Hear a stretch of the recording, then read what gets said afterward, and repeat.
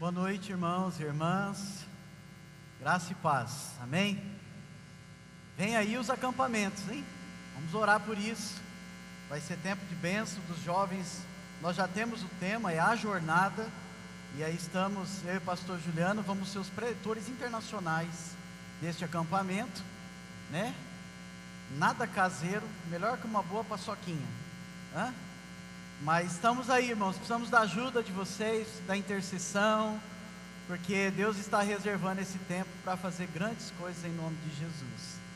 Assim como nós estamos experimentando nesta série de mensagens chamada Perguntas de Jesus.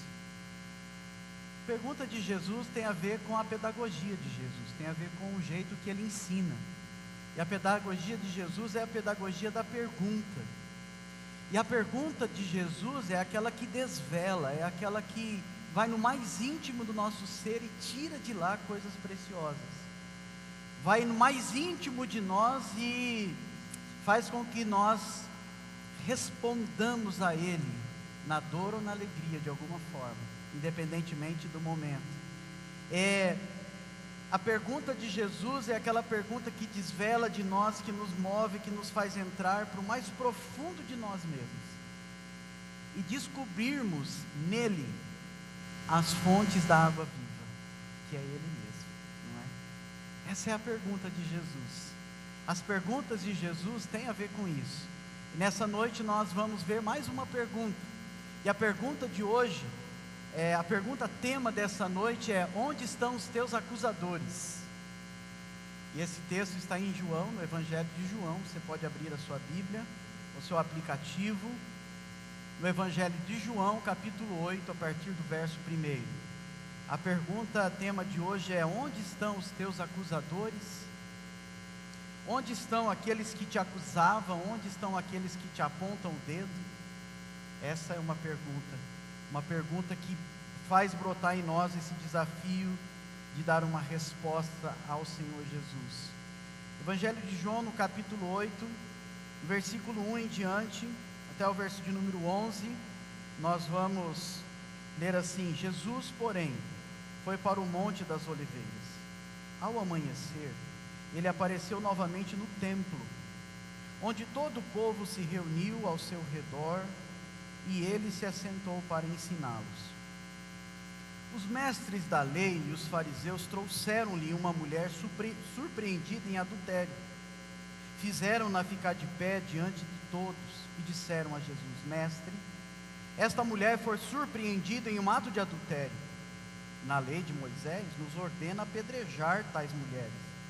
E o Senhor, que diz? Eles estavam usando esta pergunta como armadilha, a fim de terem uma base para acusá-lo. Mas Jesus inclinou-se e começou a escrever no chão com o dedo. Visto que continuavam a interrogá-lo, ele se levantou e lhes disse: Se algum de vocês estiver sem pecado, seja o primeiro a atirar a pedra nela. Inclinou-se novamente e continuou escrevendo no chão. Os que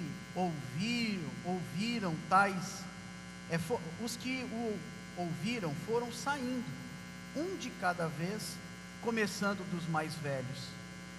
Jesus ficou só, com a mulher em pé diante dele. Então Jesus pôs-se em pé e perguntou-lhe: Mulher, onde estão eles?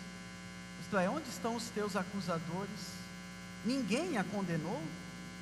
Ninguém, Senhor, disse ela. Declarou Jesus: Eu também não a condeno. Vá agora e abandone a sua vida de pecado.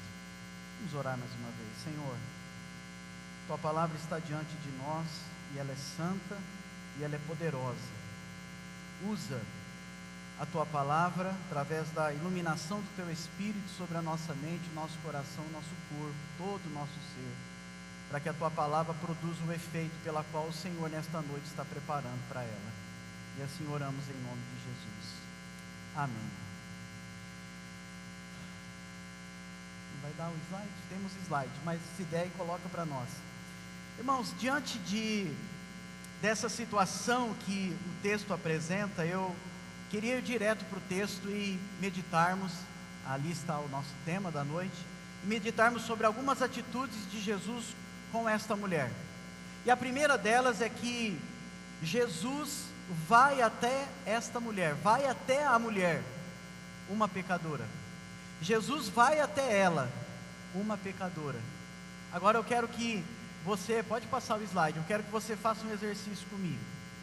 Vamos imaginar a cena, vamos imaginar esse momento aqui. O pastor Juliano estava dizendo, vamos aquietar o nosso coração, Senhor, ministra o nosso coração. Há 3 semanas atrás, o pessoal falou, pastor, você estava nervoso, hein? Não estava não.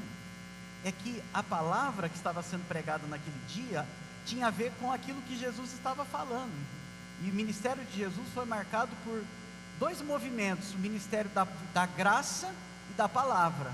Hoje eu quero falar sobre a graça, mas eu quero que você faça um exercício comigo, pensando nesse texto, pensando no cenário. Jesus está no templo, Jesus está ensinando. Não sei se você consegue perceber o barulho das pegadas, das pessoas, da poeira, da agitação, da tensão, do suspiro, do sentimento de maldade, de acusação, de um plano sórdido para tentar pegar Jesus, mas ao mesmo tempo um plano mais cruel ainda, implacável, como uma mulher pega em flagrante no seu erro, no seu ato de adultério. Eu fico imaginando a respiração, eu fico imaginando os gritos, eu fico imaginando aquela mulher sendo arrastada pela impiedade dos homens, dos religiosos, dos senhores da lei, dos fariseus, que eram, para além de um partido religioso, era um partido político, tinham intenções malignas também.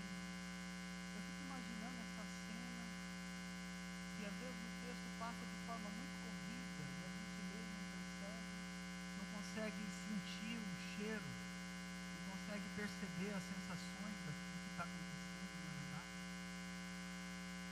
E eu fico imaginando essa mulher sendo arrastada em público, sendo exposta, humilhada, passando um maior vexame por aquilo que ela foi pega, por aquilo que ela errou, aquilo que ela falhou, humilhada, exposta diante de todos que estavam ali naquele lugar, talvez num pátio do templo. Jesus assentado, ensinando pessoas, fazia parte do ministério de Jesus, e aquela mulher talvez sendo exposta até mesmo diante da sua família, dos seus filhos, numa cena que talvez, se a gente não olhar com graça o texto, a gente vai dizer, mas ela merece, ela era uma pecadora, ela não cumpriu os votos com seu marido, ela violou o 7º mandamento, ela está em desacordo com a vontade de Deus, ela merece uma punição.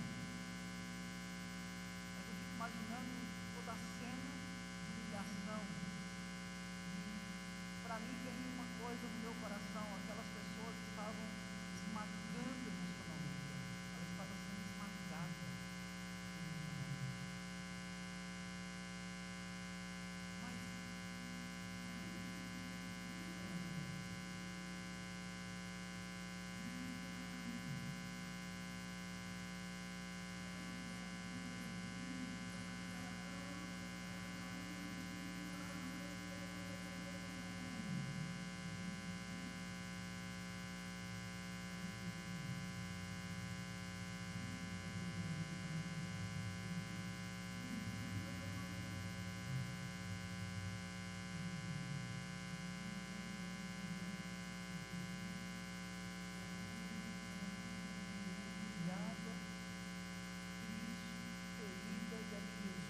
diante dela, a Bíblia diz que Jesus se levanta e vai até ela. Muda completamente o cenário, porque agora já não tem mais os acusadores. Os acusadores de Jesus já não estão lá mais. Jesus, de uma forma sábia, revelou alguma coisa escrevendo no chão, e depois novamente eles intentaram, ele voltou a escrever no chão, não se sabe, talvez Jesus estivesse mostrando e revelando ali a própria hipocrisia dele, a própria impiedade deles, o próprio pecado deles. E a Bíblia diz que um a um, dos mais velhos, os mais jovens foram deixando, e agora ela está a sós com Jesus. E um detalhe desse texto que me chama a atenção, quando eu estava meditando, e ministrou meu coração muito, foi que no versículo 3, essa mulher é trazida e exposta na frente de todos. Mas no versículo 9, olha lá comigo, no versículo 9, eles foram embora, e agora ela está a sós, em pé com Jesus, a sós na frente de Jesus. Eu fico imaginando a cena, Jesus ainda estava sentado, e essa mulher não tem mais os seus acusadores, não tem mais as pessoas que a queriam mal, de forma impiedosa, de forma injusta, ainda que a lei exigia algo, mas de forma impiedosa nos seus corações, nas suas intenções, que não era trazer amor, trazer graça, trazer misericórdia sobre ela, mas sim tentar contra Jesus. Ela era só um bode expiatório, por assim dizer, ali, naquela situação. Era uma mulher usada, tamanha impiedade daqueles homens, e agora ela está diante de Jesus a sós. Não tem mais barulho, não tem mais agitação, não tem mais gente gritando, não tem mais gente fazendo maldade, só ela e Jesus. E esse texto me chamou muita atenção, porque é assim que muitas vezes nós nos encontramos, a sós, na frente de Jesus. E é interessante que parece que a intenção de Jesus é de fato ficar a sós com ela, porque ele faz com que todo mundo bata em retirada. Ele falou assim: o que eu tenho com você é a sós. Sabe quando que Deus pega a gente e fala assim: eu quero só você, é só eu e você, somos só nós dois, só nós dois. Essa ideia de intimidade, essa ideia de chegar perto de nós e nos constranger, não com acusação, mas com o seu amor. Jesus está não como acusador diante dela, mas agora Jesus vai, versículo 10, então Jesus pôs-se em pé diante dela. Jesus sai da condição de juiz, como aqueles homens, e agora se coloca em pé, frente a frente. A Bíblia diz: quem vê a mim, Jesus dizendo, vê o Pai. Quando Jesus chega frente a frente conosco, a gente entende quem é o Pai, e a gente entende o quanto a gente é amado por Deus, quanto a gente é precioso de Deus. Às vezes Jesus faz cair uma multidão do nosso lado, para ficar sozinho com a gente, para tratar a gente. E essa é como Jesus é. Jesus ama o perdido, Jesus ama o perdido, Jesus ama o pecador, Jesus ama quem está longe dele, Jesus ama quem está fazendo as piores atrocidades. Jesus ama, porque ele foi para isso que ele veio fazer, pois o Filho do Homem veio buscar e salvar aqueles que estavam perdidos. E aí eu fiquei pensando que quando, eu não sei, irmãos, se vocês estão usando a Bíblia aí, está muito escuro para ler a Bíblia aí? Eu não estou conseguindo. Agora Jesus é a luz da vida de vocês, irmãos. Agora eu estou vendo que vocês são iluminados da graça de Deus. Estava meio trevas aqui, estava meio escuro. Veja, quando a presença de Jesus chega na nossa vida, algo novo acontece. O cenário muda, nossa posição muda, porque agora a vida de Deus chega em nós. Foi isso que aconteceu, naquele cenário terrível, duro, tenso, de humilhação. Jesus chegou, mudou o cenário, tem vida agora. Antes tinha morte, agora tem vida. E eu fico pensando que isso tem algo para nos ensinar, porque nós, eu e o pastor Juliano fizemos um curso, agora um fórum essa semana lá em Sorocaba, e um dos especialistas, um americano, ele estava falando sobre plantação de igreja, e ele falou que um dos problemas graves da igreja atual, independentemente do país, um dos problemas graves da igreja atual, é que a igreja atual perdeu o desejo de alcançar os perdidos. Estamos diante de uma mulher perdida, perdida na sua condição, perdida no seu pecado, perdida longe do Senhor, longe da obediência às leis da época. Então perdida, afastada de Deus, em discordância de Deus, quebrada da vontade de Deus. E agora Jesus chega e olha para ela face a face, e começa a trabalhar com ela, começa a curar ela. E nós muitas vezes precisamos aprender com Jesus de que nós fomos chamados para os perdidos e não para nós mesmos. E esse pastor americano, ele diz que talvez esse seja um dos grandes problemas da igreja, seja o fato dela ter perdido o desejo de alcançar os perdidos. Será que a igreja não está mais preocupada com o seu próprio conforto? Será que nós não estamos? O quanto nós estamos preocupados com os perdidos, na escola, na faculdade, no trabalho, as pessoas que moram perto de nós, que passam despercebidos, que passam e nós não nos importamos mais, e a exemplo de Jesus, nós não nos levantamos e vamos até eles. Jesus poderia ter dito, pode ir embora, ninguém te condenou, já foram embora, pode ir. Mas Jesus levanta e vai até ela e tem um momento com ela, porque Ele quer revelar sobre ela a graça dEle, Ele quer revelar sobre ela o amor dEle. Quanto dos nossos recursos, das nossas ações, das nossas orações, tem sido em favor dos perdidos, e não de nós mesmos? Irmãos, isso é uma realidade, vamos ser sinceros. Nós mudamos agora na metodologia do Central em Casa, e um dos pontos que nós batemos foi resgatar o momento do evangelismo, foi resgatar a oração do evangelismo, porque nós já havíamos perdido essa dinâmica. Nós usávamos esse momento para orar por nós, para orar pelas nossas dores, para orar pelos nossos pedidos. E está aqui o nosso mural, você tem orado por ele? O mural, aqui estão os nomes das pessoas que nós queremos ver em Cristo Jesus, porque se nós não fizermos isso, não há razão, não há entendimento para existirmos e para sermos.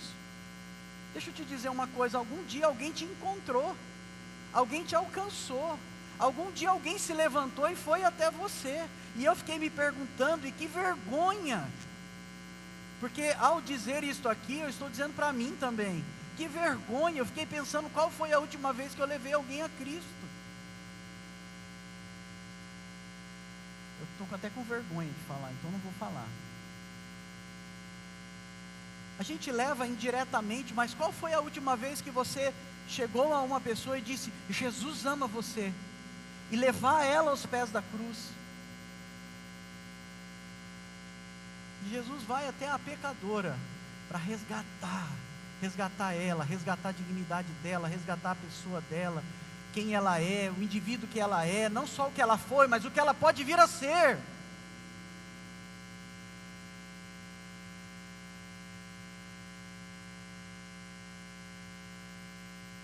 A graça de Jesus está disponível. A pergunta é, nós estamos nos colocando de pé e levando ela? Não é uma bronca, porque hoje nós estamos falando sobre graça, mas nós estamos falando sobre a atitude de Jesus que revela o padrão para nós, a referência para nós.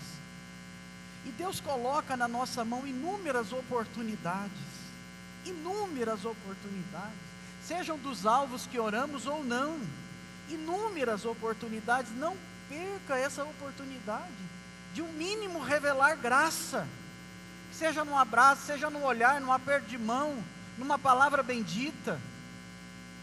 Porque a desculpa que damos é que não sabemos pregar. Eu tenho 20 anos de ministério, até hoje não entendi como faz isso. De vez em quando levo um puxão de orelha ainda. A gente acha que a gente precisa saber pregar toda a Bíblia para falar e revelar o amor. Nós damos aquilo que recebemos, que foi de graça, que foi de forma bondosa. E Jesus tinha um coração voltado ao perdido. Em Mateus 9, 35 e 38, ele diz que ao ver as multidões, teve compaixão delas, porque estavam aflitas e desesperadas, quantas pessoas estão aflitas e desesperadas. Pessoas que nos encontram nos caminhos da vida, às vezes até chorando, e você diz assim: pode deixar, eu vou orar por você, vou pedir para o meu pastor orar. Pensa no pastor Juliano, então, pensa no homem que ora. Ele é meu pastor. Ele é meu pastor até hoje, gente. Estou velho, ele é meu pastor ainda. Pode deixar, vou pedir lá no grupo de oração da igreja, pode pedir mesmo. Mas por que você não ora naquele momento? Porque é a porta que abriu. É a oportunidade da graça ser revelada e manifestada. Ai, não sei fazer, abre a boca e faz. É royal. Lembra desse negócio que tinha? É isso aí, abre a boca e faz. Como ovelhas sem pastor. Foi assim que Jesus viu. Será que nós olhamos a vida pelos nossos olhos apenas, ou pelos olhos de Jesus? Jesus as viu como ovelha que não tem pastor, e então disse aos seus discípulos: não foi ele que fez. Ele disse: é o seguinte, pessoal, a colheita é grande. Você colhe quando você acaba de plantar, irmão? É óbvio que não. Jesus falou: a colheita é grande, a colheita está pronta, eu já fiz tudo. Ele disse na cruz: está consumado. Mas ele olha e fala assim: mas são poucos os que querem trabalhar nesta seara. Poucos trabalhadores. Eis-nos aqui, Senhor, tenha misericórdia. Porque o Espírito Santo está fazendo uma grande obra de colheita, mas tem pouco trabalhador disposto a revelar Jesus. Irmãos, Jesus é o modelo, Jesus é o paradigma, Jesus é o padrão. Ele se levanta e vai até o perdido, ele se levanta e vai até a mulher miserável, nas suas emoções, exposta ao vexame, e a restaura, a põe de pé. Não só de pé fisicamente, ele põe de pé ela, põe de pé a mulher que ela era, apesar do seu pecado. E esse é o desafio, irmãos. Jesus vai atrás dos perdidos, nós precisamos fazer o mesmo. Você entende essa relação? Nós estamos falando da graça de Jesus que alcança uma mulher, mas é a mesma graça que nos alcançou. Só que nós estamos retendo esta graça, nós estamos guardando para nós esta graça. Ninguém entra, é só meu isso aqui.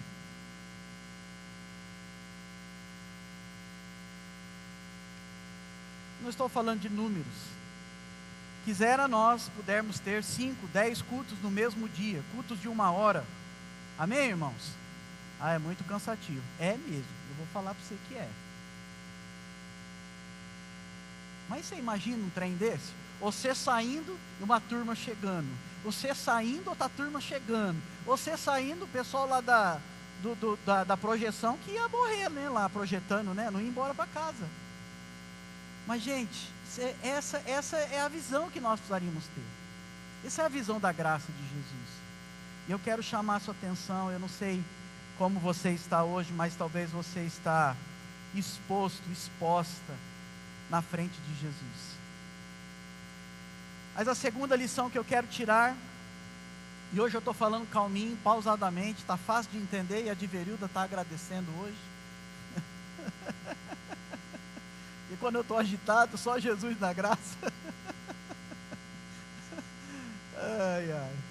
A segunda lição é que Jesus retoma o assunto, um pecado.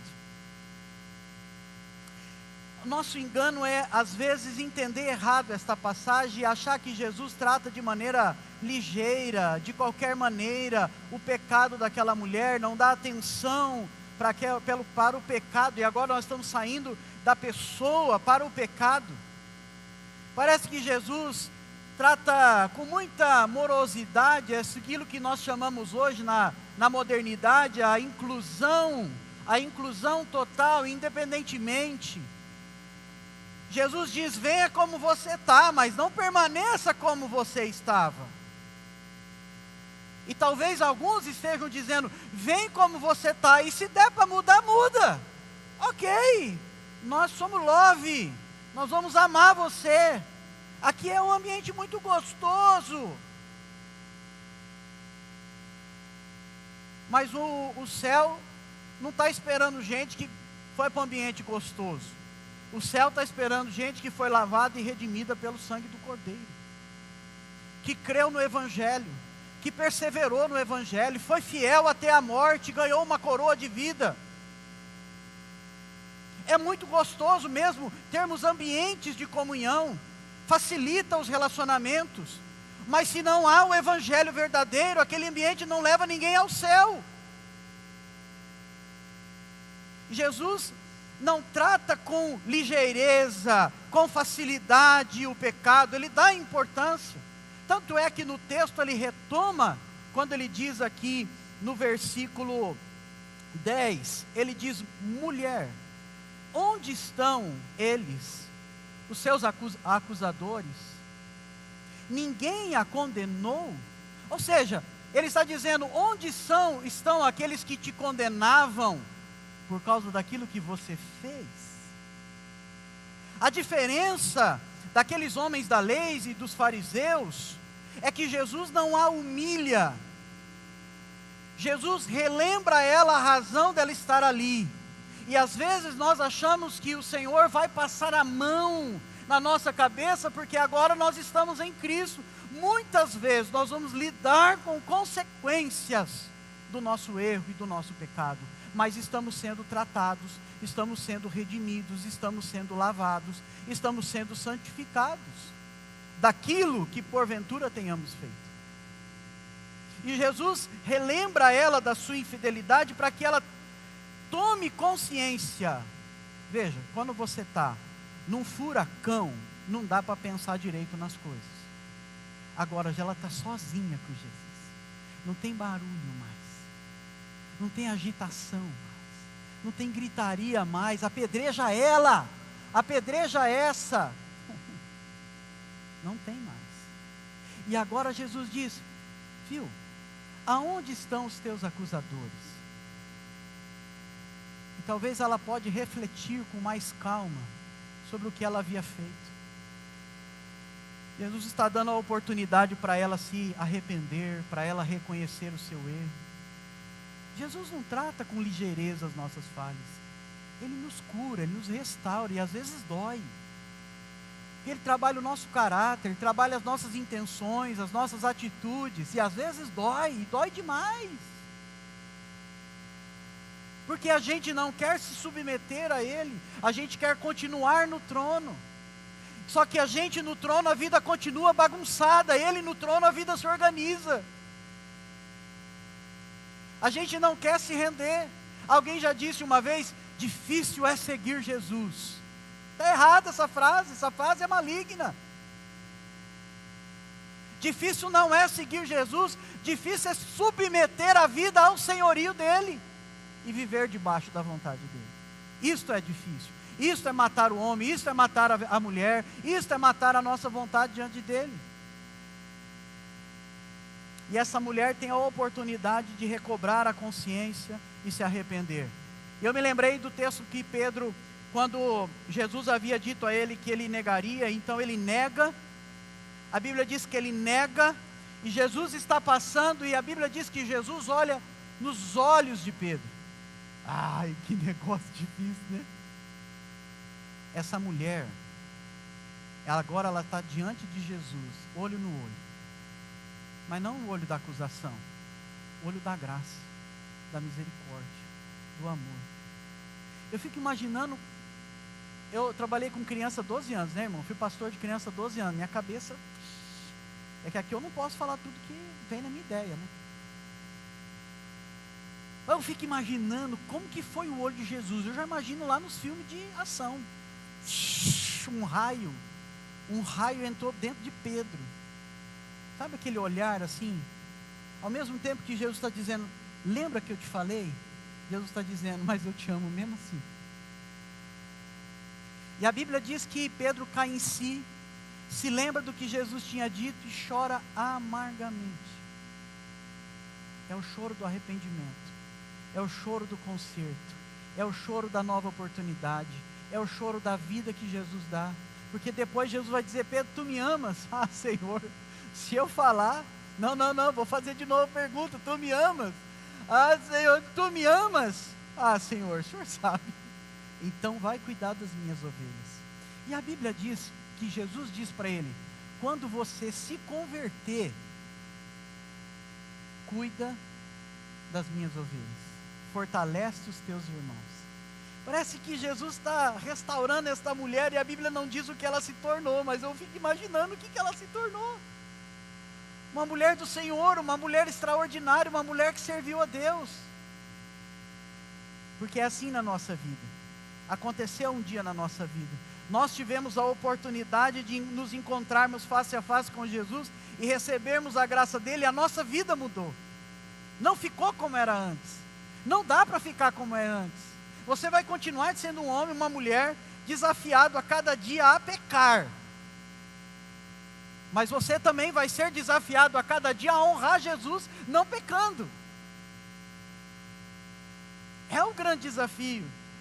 E eu fico olhando que agora, apesar de Jesus estar lembrando ela do seu pecado, Jesus também parece que nos faz lembrar na sua própria palavra, quando Paulo escreveu em 2 Coríntios 7:9, ele diz que a tristeza segundo Deus, olha só, a tristeza segundo Deus não produz remorso, mas sim um arrependimento que leva à salvação. Mas a tristeza segundo o mundo produz a morte, porque é uma tristeza que abafa, que pesa, que humilha, que nos põe no chão, e o maior deles é Satanás. E eu fico pensando que Jesus restaura a dignidade dessa mulher, apesar de mostrar o seu pecado, quando a chama de mulher. Olha só, não é mais uma adúltera, é uma mulher. Jesus restaura aquilo que seus acusadores não viam nela. Uma mulher que não tinha nome, não tinha personalidade, não tinha coração, sentimento, nem emoções, era nada mais que uma peça no jogo maligno de tentarem pegar Jesus. Mas o adultério dessa mulher, o pecado desta mulher, que a Bíblia não diz o nome, mas que Jesus restaura a dignidade dela ao chamá-la de mulher, assim como ele chamou a mãe dele, mulher. O pecado dela mostra também a nossa condição de pecador e de pecadores. Porque assim como o exemplo desta mulher, quantas vezes nós não cometemos pequenos ou adultérios na nossa caminhada? Adultérios na nossa caminhada. Quando violamos, quando não mantemos a nossa fidelidade a Deus. Quando o trocamos ou o deixamos em detrimento de outras coisas, talvez sejam até legítimas. Quando nós abandonamos a Jesus porque estamos feridas, às vezes até mesmo dentro da igreja. Dentro da igreja. A igreja é um lugar de homens e mulheres que foram redimidos e lavados pelo sangue de Jesus, mas continuam sendo ainda homens e mulheres que não receberam a glória de Cristo plenamente. E às vezes nós usamos isso em nossa defesa para nos distanciarmos de Deus, para nos afastarmos de Deus, e isso é legítimo, é real a dor. O que não pode ser legítimo é nos afastarmos dele.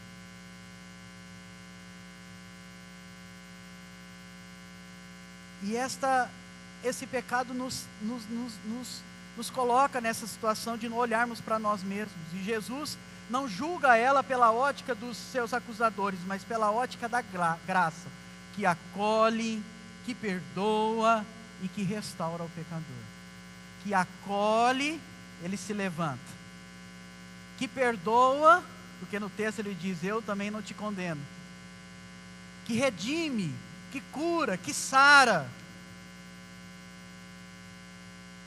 E aí essa mulher então olha para Jesus e diz assim: ninguém, Senhor, ninguém me condenou.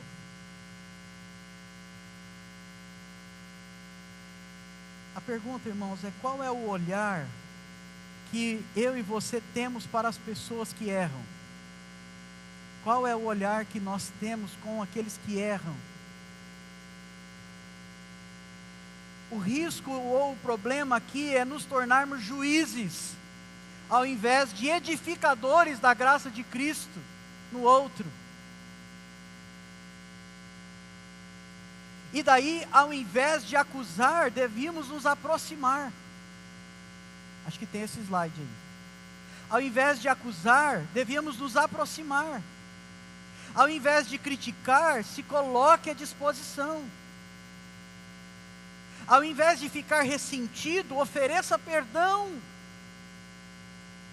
Ao invés de apontar o erro, seja o agente daquela reconciliação. Ao invés de sentir dó, seja um consolador. Eu já brinquei uma vez que, falando um pouco da minha história, que a minha tia, uma tia muito querida, ela escondia as bolachas quando a gente ia na casa dela, mas a gente sabia onde estava. E era engraçado que ela falava assim para nós, né, por conta da ausência dos nossos pais, ela falava: eu tenho um dó, eu tenho uma dó, né? Tadinha, não falava certinho. Eu tenho uma dó desses meninos. Aí eu ficava pensando comigo: ela tem dó, mas esconde as bolachas. Não é verdade? Minha tia era uma mulher muito temente a Deus. Deus a levou num câncer, né? O Dr. Moab cuidou muito bem dela. E aí a gente olha para isso, a gente olha para a graça de Jesus. Jesus não esconde a bolacha. Pelo contrário, Ele se coloca na mesa e a gente assenta com Ele, a gente come com Ele. Mas às vezes a gente não entende, não vive na ótica da graça. E ao invés de ficar sofrendo sozinho, permita que outros te ajudem. Ao invés de acusar, se aproxime. Eu e você somos falhos. Eu vou falhar, você vai falhar. Eu vou falar coisas que às vezes eu não deveria falar e nem comentar. Você também vai. Mas se nós não nos ajudarmos, nós não somos agente de graça, mas somos juízes uns dos outros. Mas irmãos, nós viemos do mesmo lugar. Nós viemos da mesma miséria. Viemos da mesma história. Nós éramos e estávamos debaixo da ira. Alguém debaixo da ira, como filhos da desobediência. Conforme Efésios 2 fala: mas Deus, com o seu grande amor com que nos amou, nos deu vida em Cristo Jesus. Pela graça sois salvos. Então, ao invés de acusar, se aproxime. Ao invés de criticar, se coloque à disposição. Ao invés de ficar ressentido, ofereça perdão. Ao invés de apontar, seja agente de reconciliação. Ao invés de sentir dó, seja consolador. Ao invés de ficar sofrendo sozinho, permita e peça ajuda.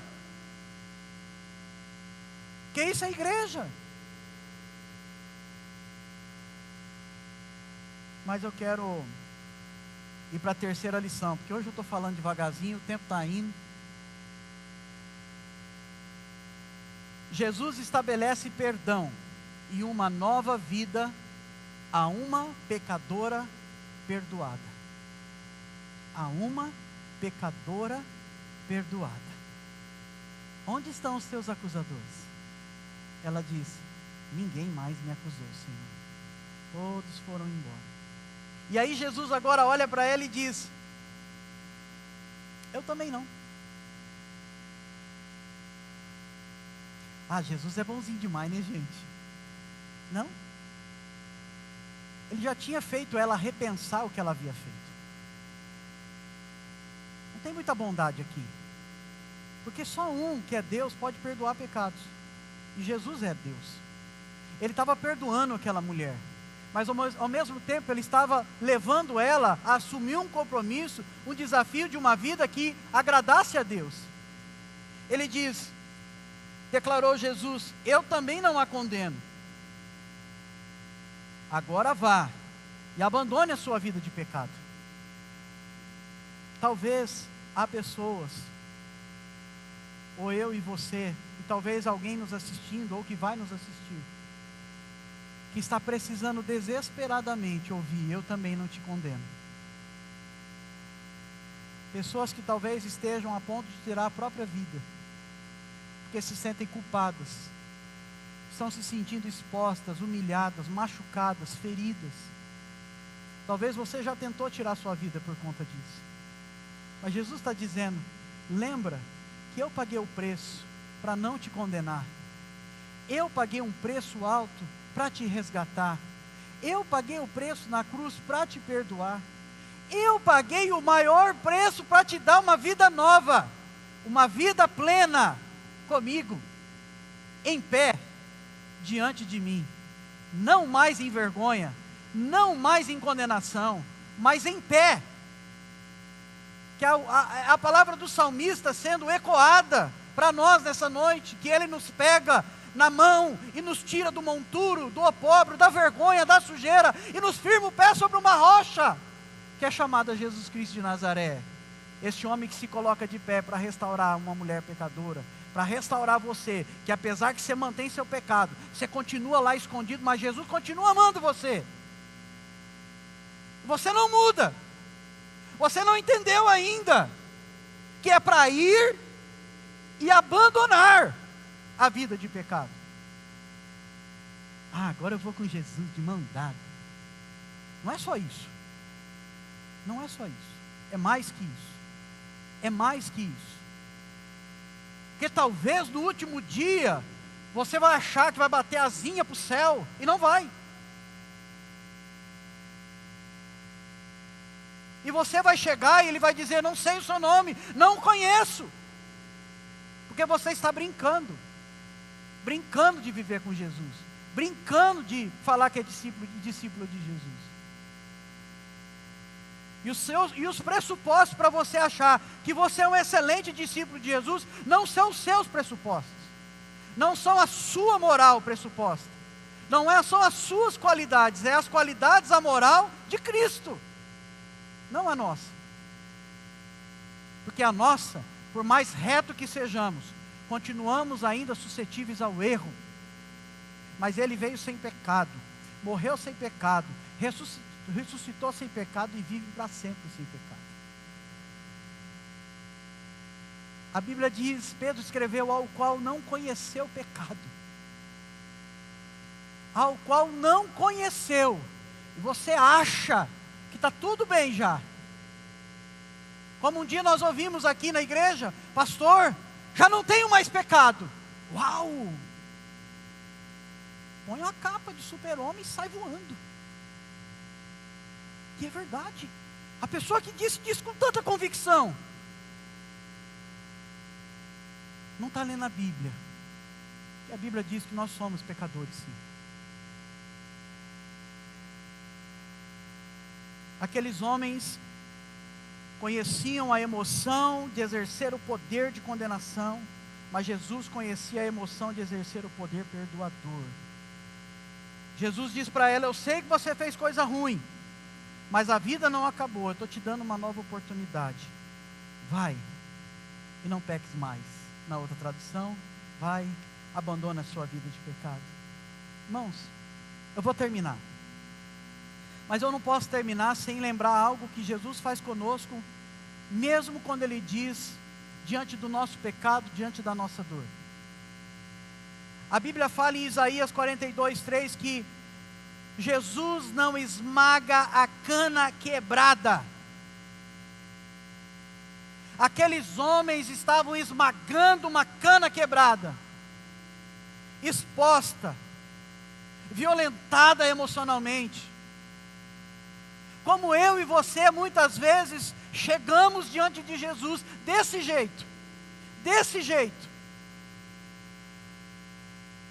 com as garras de Satanás nos acusando, dizendo: você não vale nada, você é isso. Esses dias conversando com o jovem, o diabo está dizendo para ele: se mate, você não é nada, você não presta, você nasceu para sofrer. E Jesus está gritando na orelha dele: você é meu, você é redimido, eu amo você, paguei um alto preço. É uma luta que há travada. que é travada espiritualmente. Mas Jesus não quebra esta cana que somos nós, nos nossos pecados, nas nossas fraquezas, nas nossas tristezas, nos nossos sofrimentos. Eu gostei muito de uma frase que diz assim: Ele não faz da nossa cana quebrada, preste atenção nisso, Ele não faz da nossa cana quebrada um bagaço imprestável. Era a hora de você dar glória a Deus, aleluia, oh Jesus maravilhoso. Oh irmão, nós cremos nessas coisas, pode fazer. Nós somos muito comportados, demais da conta. Por isso que o povo chama nós de sorveteriano, geletariano. Mas nós somos cheios do Espírito. Jesus é o Senhor da nossa vida. Ele não faz da nossa cana quebrada um bagaço imprestável, mas Ele inunda a nossa vida da doçura da sua graça e nos dá uma vida nova, uma vida eterna. Você não é imprestável. Você é uma cana quebrada talvez, mas não um bagaço. Porque Jesus está restaurando você. Jesus está tratando você. É você que às vezes esquece de não obedecer Ele lá na frente. Quando Ele fala, vai e abandone o pecado.